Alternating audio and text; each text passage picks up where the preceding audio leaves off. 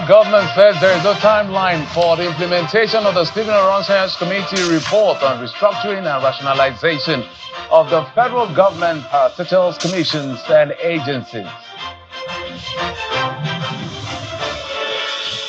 And Nigeria receives 10,000 Mpox vaccine donated by the United States Agency for International Development to help mitigate against spread of Mpox.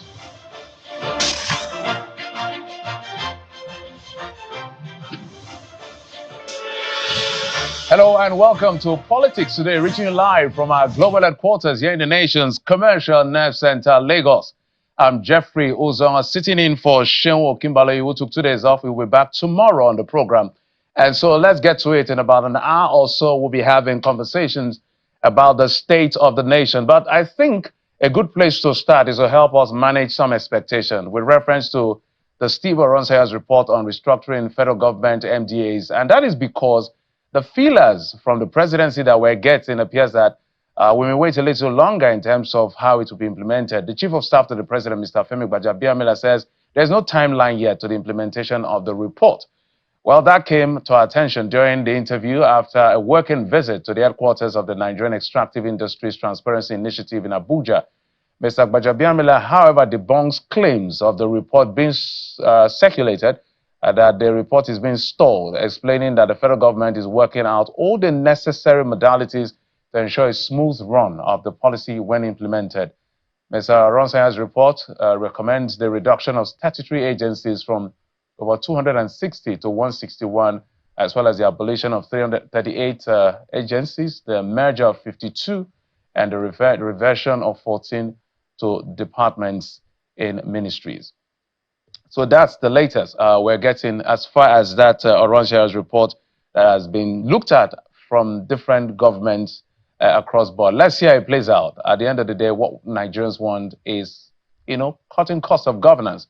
But let's also tell you that the president is set to visit China in about a week. He'll be traveling in September. The special advisor to the president on media and publicity, Mr. Ajirin Galali, says the president will meet President Xi Jinping and several memorandum of understanding and agreements will be signed during that visit. The president will also attend the Forum on China-Africa Cooperation Summit, where we'll represent ECOWAS and discuss regional peace and security.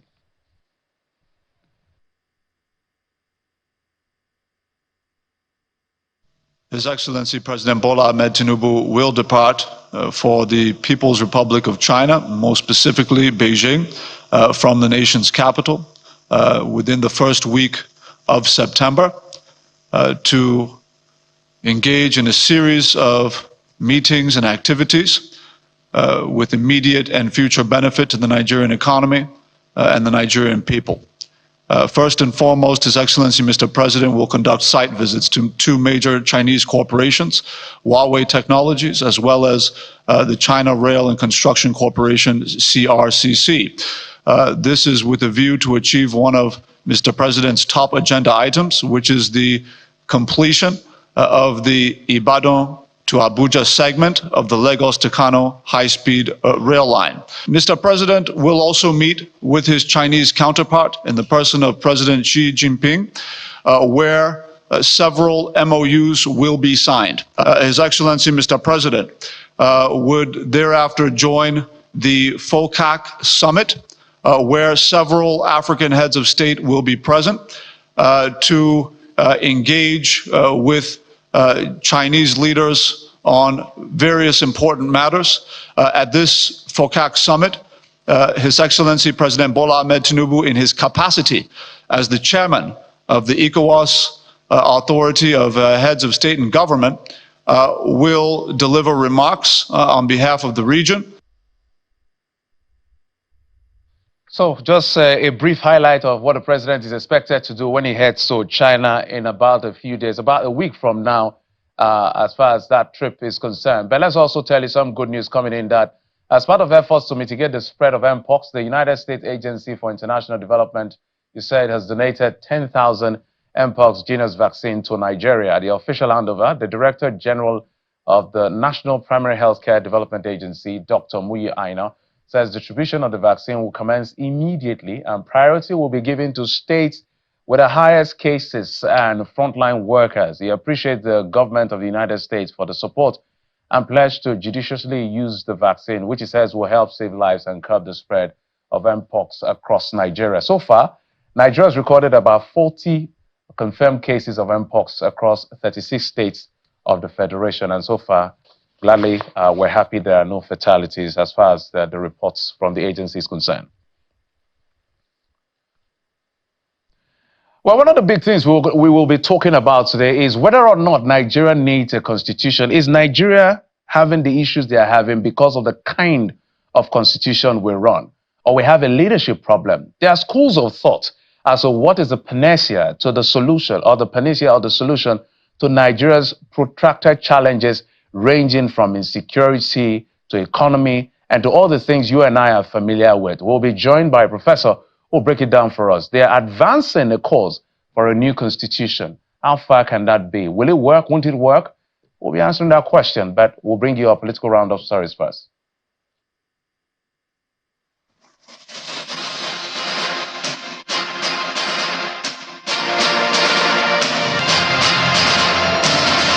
The Social Democratic Party has rejected the judgment of the Supreme Court, affirming Governor Usman Ododo as the governor of Kogi State.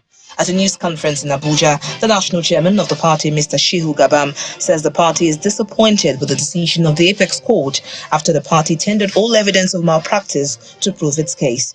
Mr. Gabam also condemned the attack on the governorship candidate, Mr. Muruntala Ajaka, at the premises of the Supreme Court and asked the acting Chief Justice of Nigeria to constitute an investigative panel and bring those responsible for the attack to book. Also, the SDP governorship candidate, Mr. Ajaka, says he has written to security agencies calling on them to bring his attackers to justice. Now you are saddled with the responsibility of dealing with the judiciary, which in every ramification is being defined as the last hope of a common man. We believe strongly it is no longer safe. It is no longer the hope of a common man. Still investigating what led to that attack on my person at the Supreme Court. We are waiting, we've written them officially, because if we cannot get protection from the Supreme Court, where else will we have protection in Nigeria? The National Working Committee of the Labour Party has vowed to discipline any member of the party that disrespects the party's constitution and its leadership. Addressing a news conference against the backdrop of a recent engagement with Governor Alex Oti of Abia State, the national chairman of the party, Mr. Julius Abure, insists that the Labour Party has no leadership vacuum and therefore faults the governor's plans to convene a national congress to set up a caretaker committee. Mr. Abure maintains that the party will discipline any member who disrespects the party's constitution and its leadership. The party will not hesitate henceforth to discipline any member of the party, however highly placed, who is not ready to obey the constitution of the party, and indeed. In Taraba State, Governor Abu Kefas is insisting that the People's Democratic Party will remain the party to beat if stakeholders work together for the unity of the party. At a meeting with some stakeholders ahead of the State Congress of the party in Jalingo, the state capital, the governor stressed that the party must make sacrifices and build bridges of unity to deliver the dividends of democracy to residents. I'm here just to plead with every one of you to help me make the work easier for me, so that I can do what will make Taraba to still continue to trust PDP. A former member of the House of Representatives, Mr. Sam Onigo, has appealed to politicians in Abia State to desist from making inciting statements that can cause political crisis between Governor Alex Oti and the Deputy Speaker of the House of Representatives, Honorable Ben Kalu. While addressing journalists in Umuahia, the Abia State capital, the former lawmaker dismissed insinuations that there is a political dogfight between the governor and the federal lawmaker. The Deputy Speaker did not say that he was going to fight Governor Oti. He was just maybe wooing him to his own party, which is APC.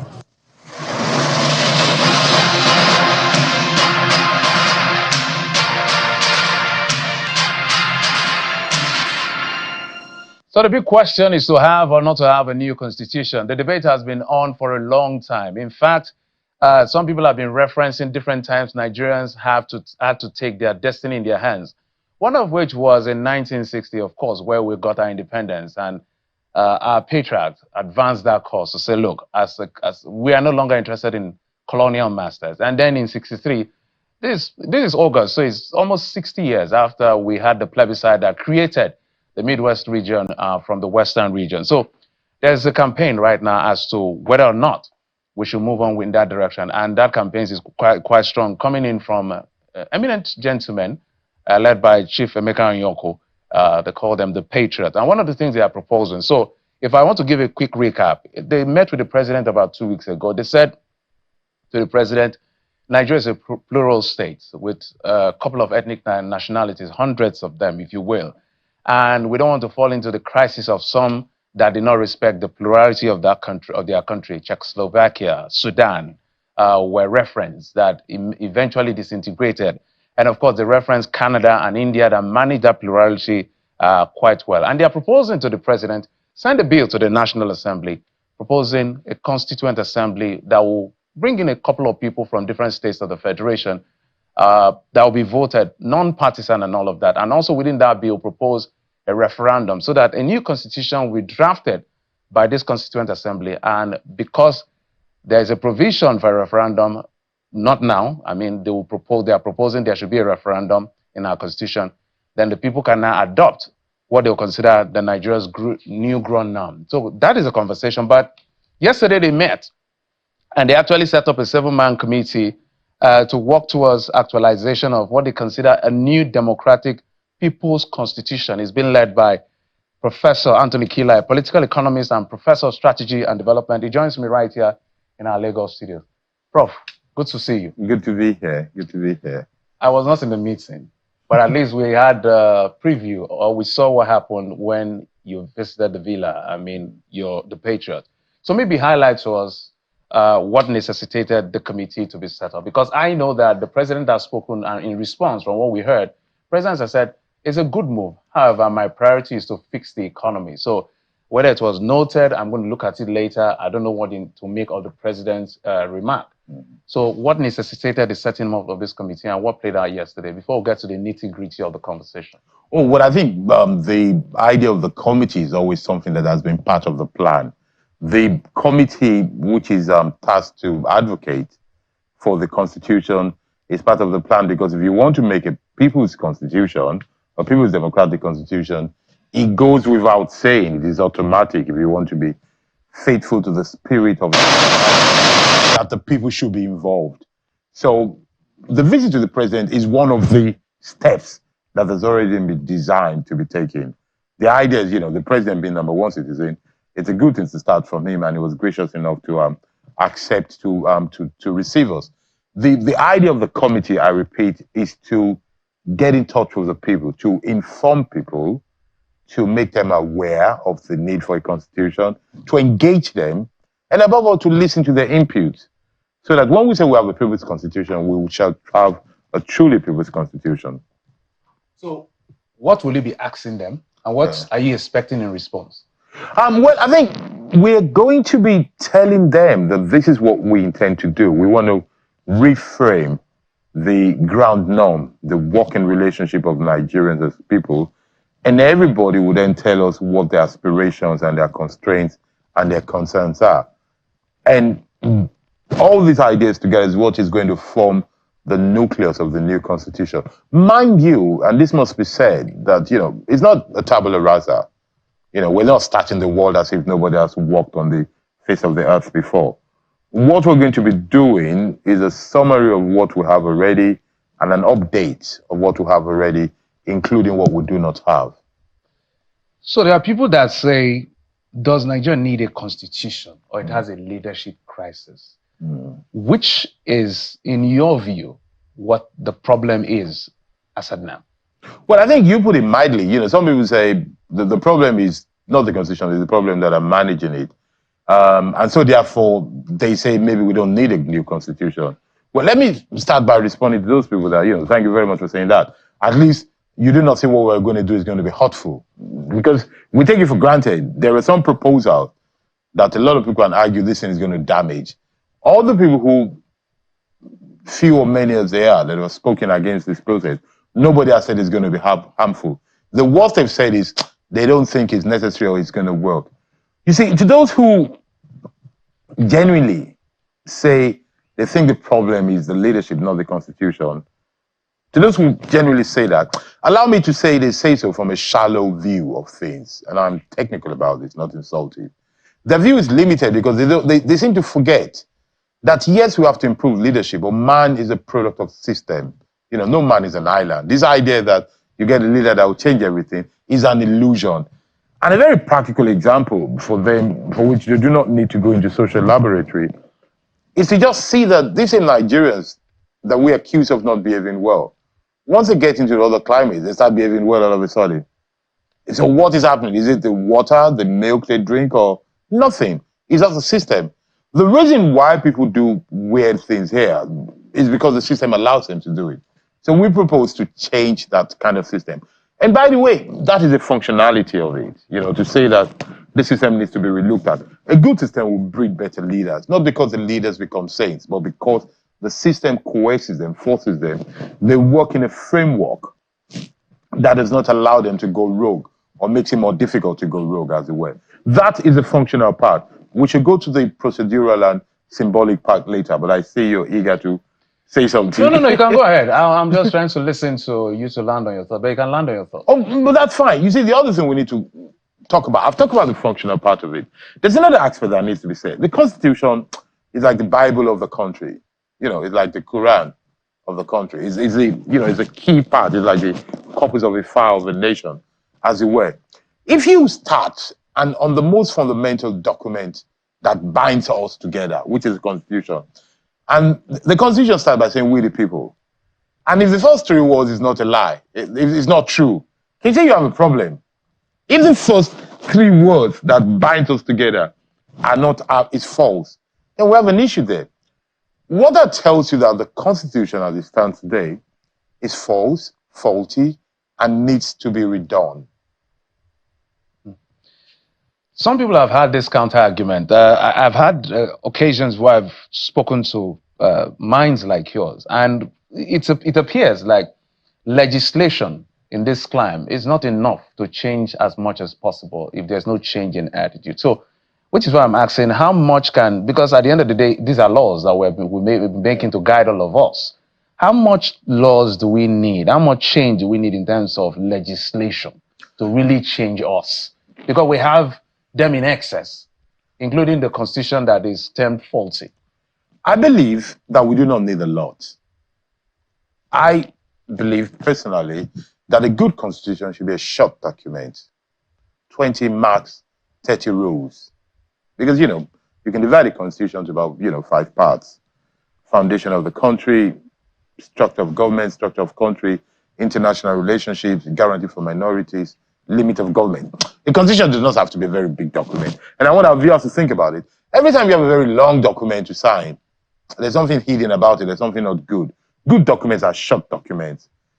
So I do not think laws are what we need. I think we have too many laws, actually. There's some things that we can simplify our life to simple things like thou shalt not steal, thou shalt not lie. You don't need a lot of explanation to that because commonsensically, men and women of goodwill will understand it. There's another advantage to having a constitution, and I'll link that back to the leadership thing. Because of the way we've lived thus far in this country, if we had a chance to reset, it will affect a lot of things. And this is a very human thing. If you think about it, that's why we get excited, at least those who do, when it's a Happy New Year, Happy New Month. Those people send you messages of Happy New Month. Now we even have people get excited about the new week. Because if you study human beings, the idea of a reset, a restart, is always good. If we can get together and reform the rules of our relationship based on the understanding of the errors of past and the aspiration of the future, it is very likely that we come up with something that will allow us to be better people. That attitude you're talking about. The Constitution, if it's a good short Constitution, concise Constitution, will allow people the day after we have the new Constitution to know their roles, rights, and responsibilities within the country. So that if anybody, from the governor to the president to anybody, violates that, we all can see that no, that's not what we agreed yesterday in this new Nigeria that we've set because of the Constitution. That is a huge advantage.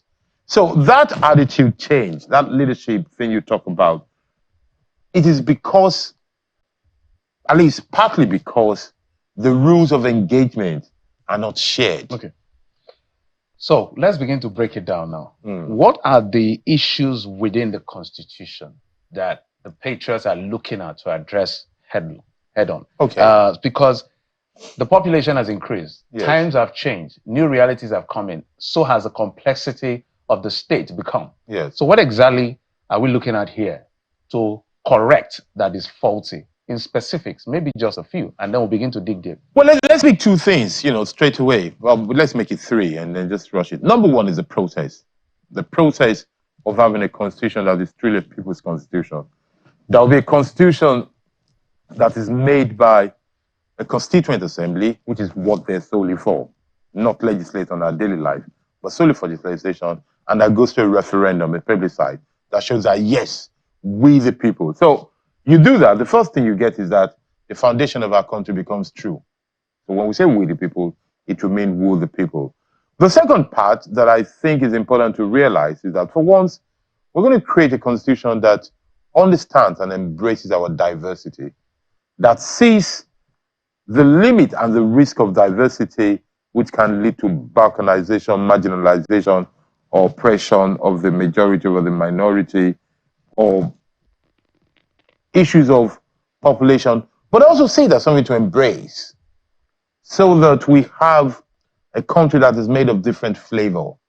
At the moment, if you look at Nigeria, what we're trying to do is to force people to be what they're not. I believe, and this is a personal thing, that Nigeria is a union of nations. And there's nothing wrong with that. You see, when I hear politicians say something like, and I want our viewers to think about it, a lot of politicians, if you look at their biographies, especially national politicians, they say they are detribalized. What a bag of nonsense, detribalized. What a lie. Why do people need to say they're detribalized? You don't need to be detribalized. What you need to be doing is to be loyal to the Constitution and to be fair to conscience and humanity. And to be able to say the truth, regardless of tribe or they are saying ethnic they are group. tribe blind or color blind. Okay, not color blind in this. Not color blind, but can they be tribe blind? Only a fool or a foreigner is tribe blind in Nigeria. Let's be clear about it. And there's no need to be ashamed about it. It's not bad. There's nothing bad. The problem is that when people use ethnicity or religion to cheat, to oppress, to manipulate, and to lie to others, that's where the problem comes from. We should, rather than, and this is the point, when you say they're detribalized, rather than trying to force Nigerians to forget that they come from different ethnic groups, we should look at Nigeria in terms of flavor. When we look at our map, we should imagine the different kind of, what can be done with egusi in different parts of Nigeria. We should think of what can be done with the different kind of spices we have, the different kind of hairdos, the different kind of, attires that we have. That is a beautiful thing, not something we need to suppress. So far, we've tried to suppress it. The new constitution that the Patriot one will not suppress that. Okay, we're going to take a quick break and a very short one, and we will come back after this break to highlight some of the things that we understand the Patriot reeled out that will be corrected in addition to what Professor has said. It's a big conversation. Join us again.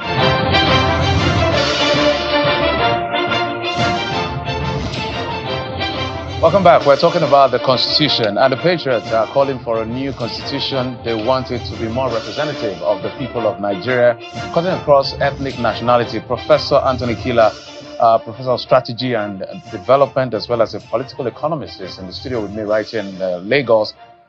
Is in charge of a committee, 7-member committee that will lead the group that will be looking across the country to ensure that inputs are collated and forwarded to the right authority. So, but there are a few things I want to call your attention to that Chief Emeka Nyoku said. He said part of what is supposed to be addressed, because when they asked him what is faulty and what he wants to correct, ineffective internal security, failure to empower rapid economic development. He also talked about unsatisfactory social development. So if I start from the very first, isn't the idea of this government on state police, taking this restructuring in some form of a piecemeal, bit by bit, is that not good enough? It's good, but not good enough. You're right. It's a good idea. You see, the difference of what laws does is that, as my daughter will put it, laws are gradual reform. Constitution are intense and radical changes. So if we agree, if the Constitution recognizes state policing, for example, it is different from an amendment. It is different from just a legislator. You see what I mean? It shows the structure of the country so that way, if the Constitution recognizes the presence and the importance of subnationals in the country, whether they're regional states, we can look at that. A violation of which would be a clear violation of the Constitution. So it's important. We are in a situation in Nigeria in particular where minor inputs are not enough. But globally, because of the times we live in, you need very quick and intense intervention to obtain anything. The world of gradually is over. Where you take a piecemeal approach, as you said, is over. You really need to turn things around quickly now in a very intense and rapid way. So the second one has to do with rapid economic development, which it says this constitution doesn't allow for. Yes. It sounds like another way of saying restructure, fiscal restructuring of the country. And when you bring the issue of restructuring, it looks like the South is advancing that cause. The North seem to be a bit laid back in approaching it. So how does the patriots, how do you want to approach this? Well, there are two things to be said about the issue of restructuring. You've actually left out a third one. Okay. Where people say restructuring means different things to different people. That's one of those kind of commonplaces that is devoid of intellectual parity that people say in this country. We should stop saying that. Restructuring is a word that is in the dictionary. It does not mean different thing. If you don't understand what it means, pick a dictionary and check what it means. And that is what it should mean for everybody. There can be no, this is what it means for you, this is not what it means for me. Maybe your idea of a new Nigeria is different from mine, but let us agree at least on what a word means. Otherwise, we're not going to move forward. We're just, fall into the rail of relativism. Let's not do that. Here's the thing. I do not believe this commonplace to say that the South wants restructuring, the North does not want it. I know a lot of Northerners that are fully for restructuring the country. They're fully for a true federal state because they want to manage their resources, which we have, and they want to lead a kind of life that you as a Southerner might not even agree with. And I think it is that kind of system that agrees. On restructuring, let me say something very personal. This is me talking now. That unlike other people who try to disguise that word and shy away from it, I own it. There's nothing wrong in the word restructuring. There's nothing wrong in saying that you want a Nigeria that is decentralized. There's nothing wrong in saying that you want a country where the center is weak and the peripherals are stronger. Absolutely nothing wrong. Let's make that case for ourselves and then let's see what happens. So, yes, I do not believe that the interest for restructuring is North versus South. I think it's just some lazy people who are intellectually lazy or perhaps mischievous. Maybe it may not be that they're intellectually lazy. It may just be there, just like you have a right to say yours and hold your view. It is their right to define what they want their country to look like. But I call it lazy because they seem not to be informed. Because the truth is that if you go to the North today, just like Nigeria, these views cut across. I believe there are some people who are in the name of the North are saying things that is not what the North believe in. There are people who thrive on this division and they use their people, both in the North and the South, without taking anything to their people. How can you talk on the North when the North is so poor? And you edge yourself to be their voice and their leader. It's time to start saying shame on those leaders who have led the North to a very poor place. And indeed, anybody who has led Nigeria to being so poor, any part of their country, North or South, and who still think they have a right to speak for them. Part of what the advocacy group is going to do is to reveal the true Nigeria beyond the known faces that have been speaking for them to see what the people actually want so that they won't get a constitution that is a decree, but they get the people's voice, students and workers, traders and scientists, painters and writers to say, this is my North, this is my South. So what timeline is the Patriot looking at to see how this works out, whether to continue with the advocacy or just shelve it and say, okay, we've done our bit, we'll just move on from here? But I don't think why you say we've done our bit. The day, the day we get results is the day we stop fighting. But overall, there's a sense of urgency that this needs to be done very quickly. And rather than saying a month or two, what has been done is to break the trajectory into 3 steps. Number one is the first moment of informing people and engaging them, then implementing it. On a final note on this one, state creation, is this part of the mix? No, that's a chapter. It's not a crucial thing in it. That's input that we'll get from people. Otherwise, the Patriot will have written a constitution. The Patriot is not writing a constitution for Nigeria. The Patriot is facilitating and enabling a new constitution for Nigeria. I must thank you so much for coming on the program, Professor Anthony Kila, Professor of Strategy and Development, political economist, for bringing your perspective on. Let's see how it plays out. The president says, I will think about it, but for now, I want to fix the economy. But I must thank you and your group, led by Chief Anyoko, for what is playing out. Let's see how it plays out. Well, we're not going to wait. We're going to act, but let's see how it plays out. All right. Okay, we'll switch gears, but I'll take just a very short break, a very short one. I will bring in my next guest. I will talk about the state of the nation, security, the economy, and much more. Daniel Boala joins me after now. Join us again. Welcome back. My guest to discuss some issues of national importance is Daniel Boala, lawyer, governance policy analyst, and I like to call him the friend of the president. He hasn't joined the APC, says on his way. Maybe he's going to tell me that today because I've been on him. Mr. Daniel Boala, thank you for coming on the program. Thank you. Thank you for having me, and good evening to your viewers. Before I jump right into the big conversation, so how soon is soon for you to join the APC? You had said, but we're waiting. How far? You don't know if I've already gone there and I've registered. Or have I left in the first place? Okay. I would like your take on a few issues of national importance. I want to piggyback on what played out about 48 hours ago at the MBA conference, which is a good place to start as we look at the state of the nation, especially things that have to do with insecurity or security as it may be. Dr. Okonjo Iweala, the DG of the WTO, World Trade Organization, politicians were seated there and the rest of them, including the vice president. As he said, look, politicians weaponize insecurity for their own personal gain. They cause instability so that the person in power, I don't know whether at the state or the federal level, looks bad, and it pushes up sentiment against the leadership of the day. Some people are saying there's a lot of sense in what she's saying. What do you say? Yeah, there's every sense in it. But you don't need to look far. All you need to do is to look at the last so-called protest that was conducted by youngsters. You will see how undemocratic element tried to seize it, and we have people in some part of the country who ordinarily will not even recognize flags of foreign countries, but we're producing flags of Russia, and you could hear singing, asking Russia to come take over the country. They wanted the military to take over government.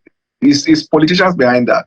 So the point she's making is quite clear. And if you look at the trajectory in Nigeria, it is always like that. And most of the times it is those who lose election. That's why sometimes even the agitation for new constitution, you see most of the times it is led majorly by those who lost election. So as if we're not in the mainstream, then we'll continue to make the country ungovernable. But that is not to cast aspersion on those who are the patriots. The patriots are actually working in the right direction. But I agree with Okonjo Iweala that politicians are mostly behind the insecurity once they are not in government in order to unsettle the government that is in power. Does it mean in any of the parties? Because in 16 years, we've had only 2 parties run Nigeria, APC or PDP. Both of them have at least had their fair share of leadership. APC now in power. Are you saying the APC played a role in the instability under Jonathan or under any other government, or PDP is playing a role in whatever is going on in security? Is that what you're saying? No, that's not what I'm saying. Because when I say politicians can be in any political party, and the country does not consist of governors all from one political party. You find some states where you find a particular political party, in another state, another political party. But then if you want to take X-ray insecurity, you may have to look at the history, how it started. Let us first make the point that the foundation of insecurity in Nigeria was not caused by politicians. And I do not think that is not what Okonjo Iweala is saying. She is saying that politicians take advantage of the insecurity in order to score political points out of it. I mean, the Boko Haram started not by any political party. The Boko Haram started in states in the northeast, which comprise of both the then ANPP, and then you find PDP as well. But if you look as we keep going, politicians take advantage of insecurity. And I'm speaking with specific reference to the recent protest. It is politicians behind the waving of the flags, an agenda to bring the military to take over democracy. Those politicians should not be voted for at any time in our history because they don't believe in democracy. So at the end of the day, so that we don't mix things up, on one hand, when we talk about that end bad governance protest, it looks like the leadership seems to be highlighting more on what the bad element or the mischievous element, as it may, wants to do with the discontent in the country, overshadowing the real genuine intention of Nigerians saying that, look, the government, whatever it is you're doing, we are not satisfied. We're suffering. There's hunger in the land. People are dying of hunger one way or the other.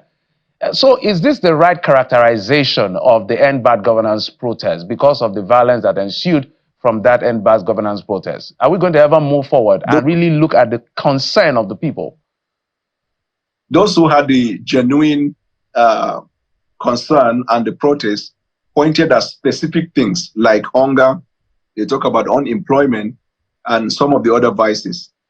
To the specific protesters, the president had in the days leading to the process began implementing those things that he talked about.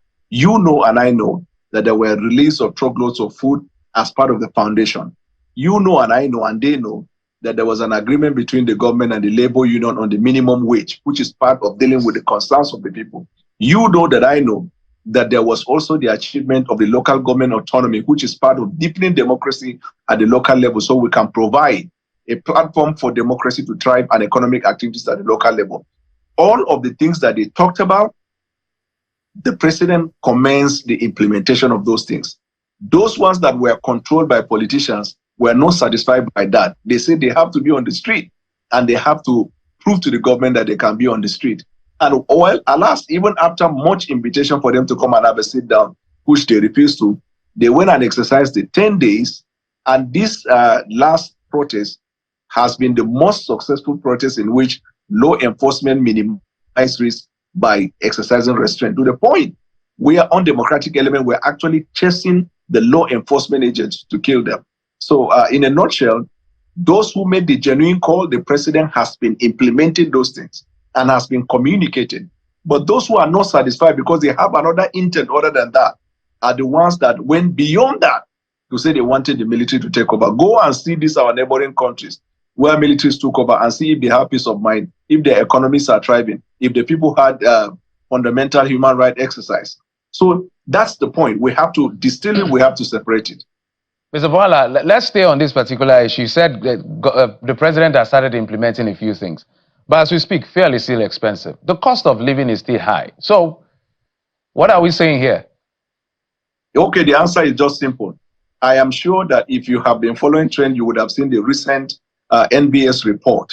The nation has been in all strata of the economy experiencing growth. For example, the inflation rate is by 33.4% in July 2024, which has slowed from the first time in almost 2 years to down to 28. If you look at, for example, the food inflation also, based on the statistics of the National Bureau of Employment, all of these indices indicated that we're gradually taking a redirection and we're moving in the right path.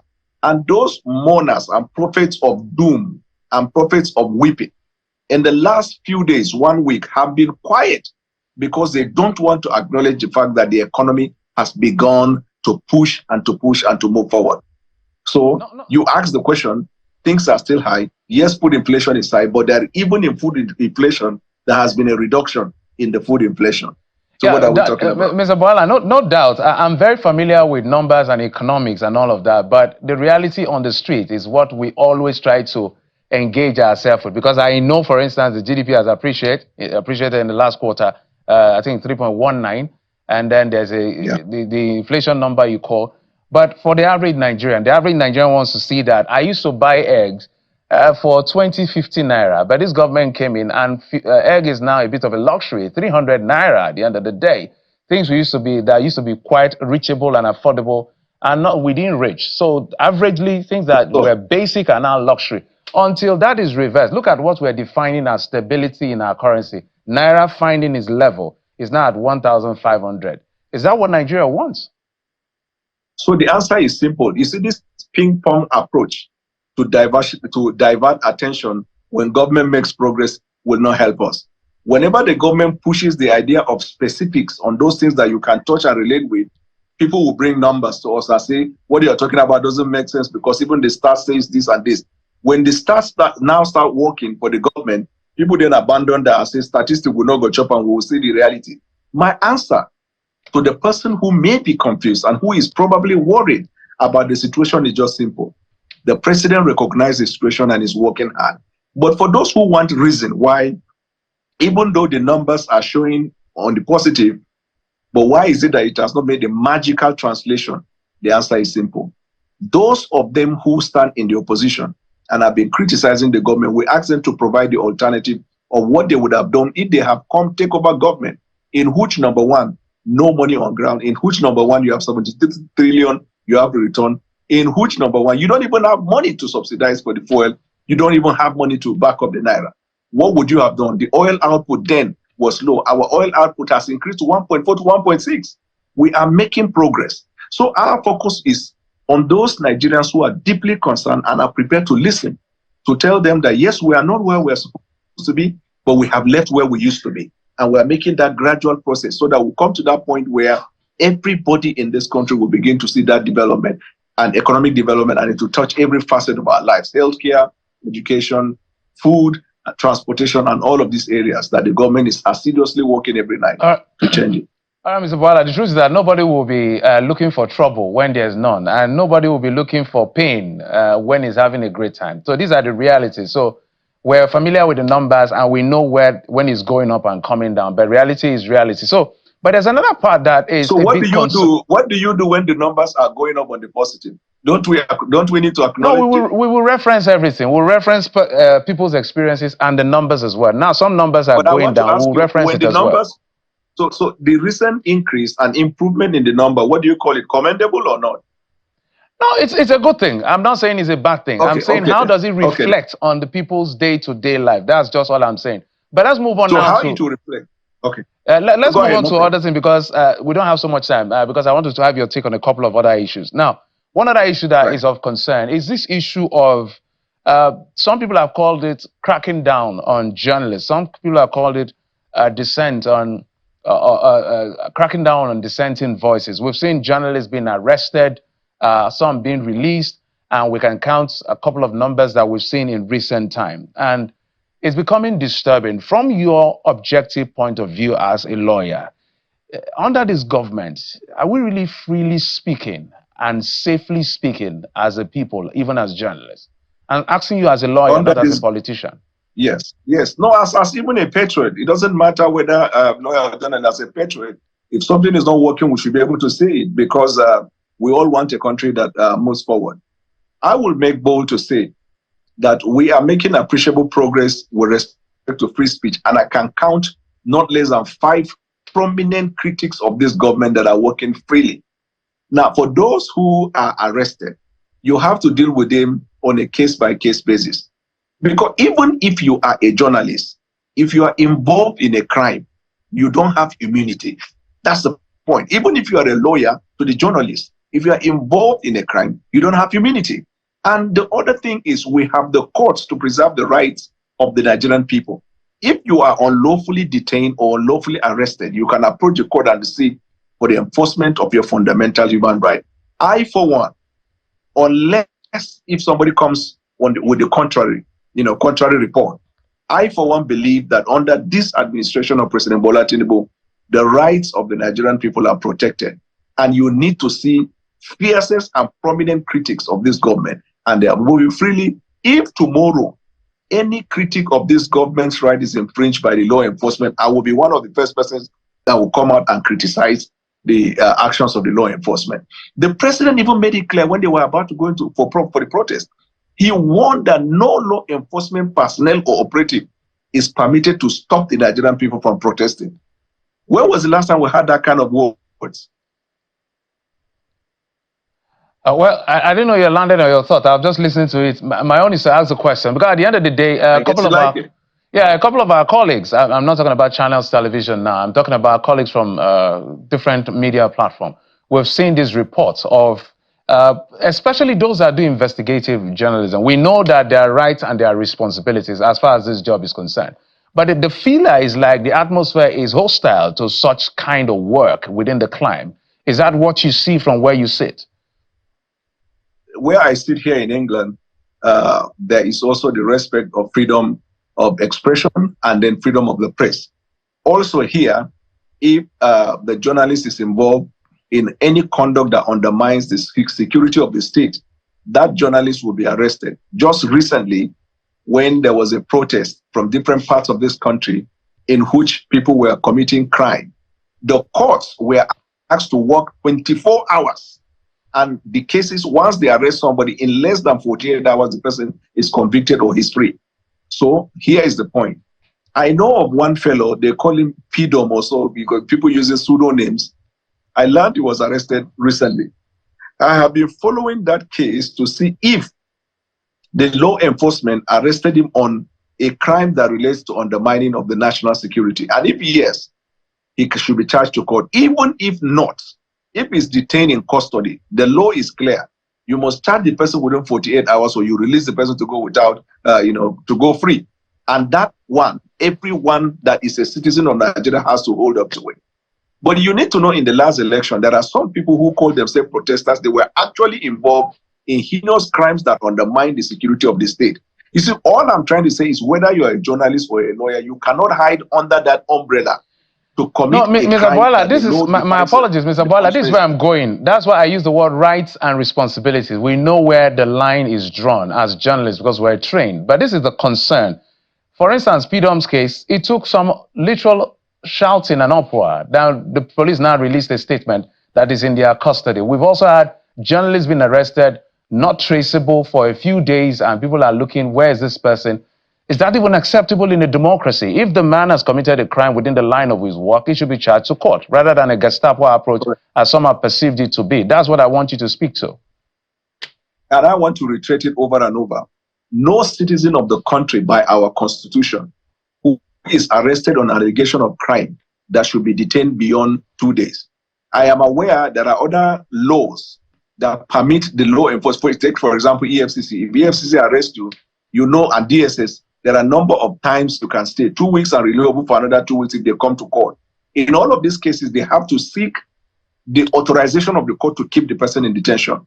But without the due process of law, no law enforcement in Nigeria by law is permitted to arrest unlawfully or detain unlawfully. And all of us as citizens of the country, we have to stand on that. And for the journalists, I want to advise, if you're doing the work of journalists, make sure you have people that cover your track, because when you disappear and nobody knows your whereabouts until maybe after 1 week people get to know, it will be difficult for you to be able to tell between A and B or which and which. Like in the case of Peter, the report is that people didn't know his whereabouts until after a week or so when one journalist brought it out, then the police alert. You also need to know, Nigerian police is a work in progress. Work in progress. It's a work in progress. All of law enforcement in Nigeria, DSS, even the army, all of them came out of police historically. So you can understand the rich history of the police and the weaknesses of the police. And every day we work towards, correcting these anomalies. Totally out of time. But the DSS and the NIA now have new bosses. I would like your expectation on that. Juxtaposing it with what we're seeing with medical doctors. My producer will put up his slide now. I hope you can see it, hopefully. These are the numbers of this. The doctors sent us this, the National Association of Resident Doctors. Doctors that have been kidnapped since 2021. Some have been in detention for upward of 8 months. Others lost their lives in the face of an attack. Others, their whereabouts are unknown. In fact, they say about 32 of them. So doctors are now on strike. How should the government approach this as urgently as possible? Mr. Bola, 1 minute. Are you saying that these doctors in detention are in detention because they went on strike? No, the doctors are on strike because some of, I meant to say that they're in kidnappers' den. Okay, kidnappers are not state machinery or state actors. They are not state actors, and they kidnap everybody and they kidnap at random. But anybody in the custody of law enforcement, like I'm saying, charge them to court or release them on bail. In fact, there are cases where you release them unconditionally.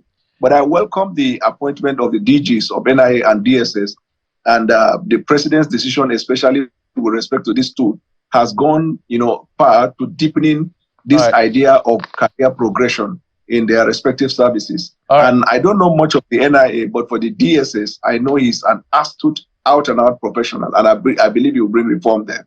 All right, absolutely. Mr. Daniel Bella, thank you for your thoughts. The doctors I was saying was some of them have been killed, some family members killed, some are still in abductors den, and they are deciding we're going to go on strike. If the government doesn't do something, this warning strike may degenerate to something else. But we don't have any more time. Thank you so much, Daniel Bwala, lawyer, governance policy analyst, and friend of President Bola Tinubu. Thank you for coming on the program. Thank you. Thank you. And that's it on the program. Thank you so much for your time. And of course, the usual combination returns to the program tomorrow. God bless you. Good night.